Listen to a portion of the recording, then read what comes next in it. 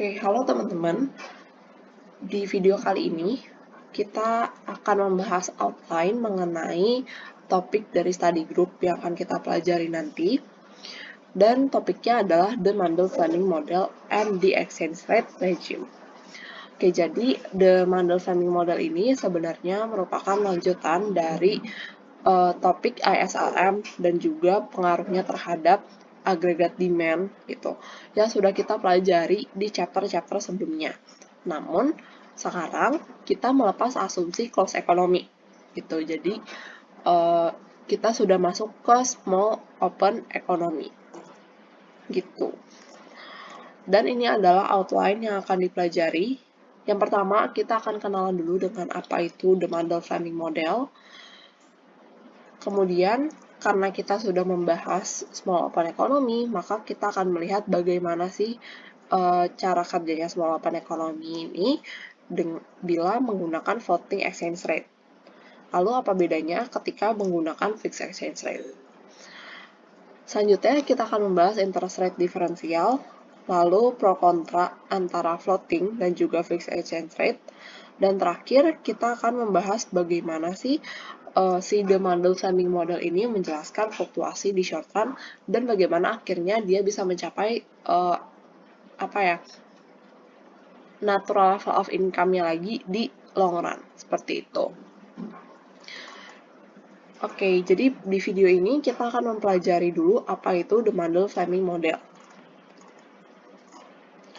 Seperti yang sudah aku singgung tadi juga, the Mundell Fleming Model ini dia merupakan bisa dikatakan adalah the ISRM curve, namun bedanya adalah dia sudah masuk small open economy.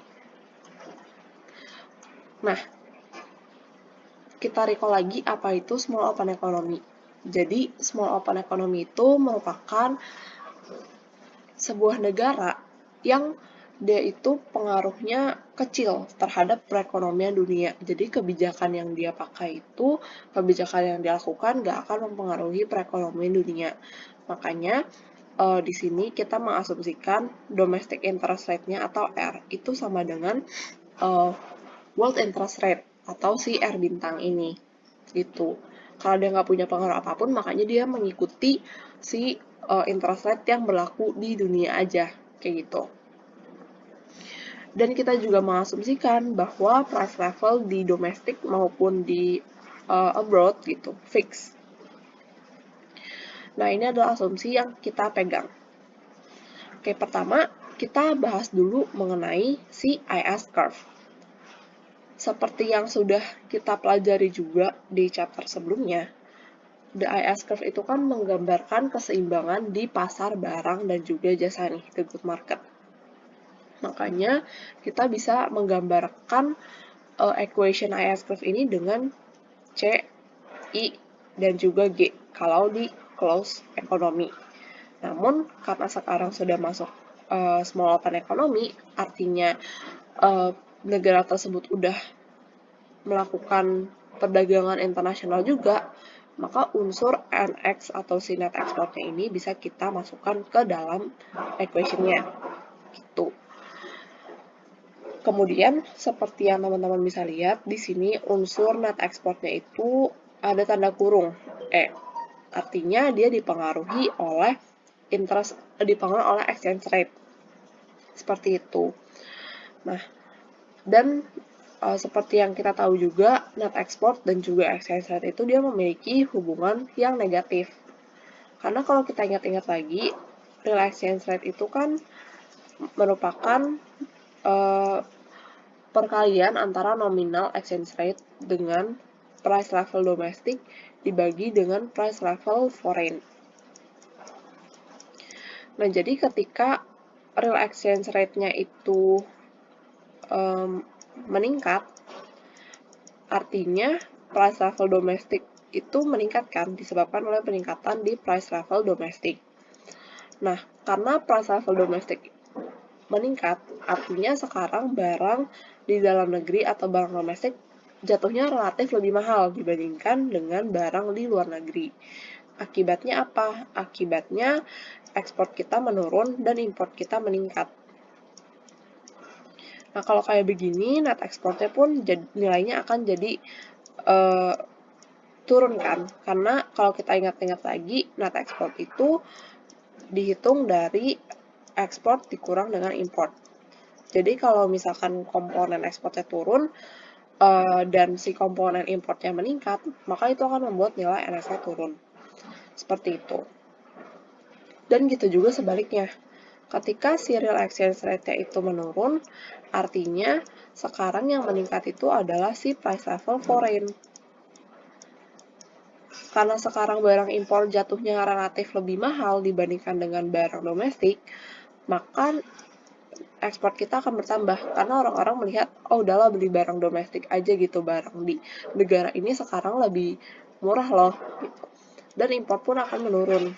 Karena masyarakat dalam negeri memilih untuk beli barang lokal aja dibandingkan dengan impor barang yang lebih mahal gitu. Dan akibatnya net ekspornya pun jadi meningkat. Nah, jadi ada hubungan negatif kan antara si real exchange rate dengan net export. Lalu yang menjadi pertanyaan, kenapa di sini lambangnya nominal exchange rate gitu. Kita ingat-ingat lagi, kita mengasumsikan kalau price level domestik dan juga abroad itu fix, ya kan? Makanya, karena ini fix dan juga ini fix, jadi nilai real exchange rate itu sama dengan nominal exchange rate. Kayak gitu. Jadi untuk sementara kita mengasumsikan ini ya, real exchange rate-nya sama dengan nominal exchange rate. Seperti itu. Oke, kita lanjut lagi. Karena kita sudah tahu bahwa exchange rate dan juga net export itu dia memiliki hubungan yang negatif, maka kalau kita gambarkan dalam bentuk kurva, itu dia akan memiliki kurva yang downward sloping seperti di kurva the net export schedule ini.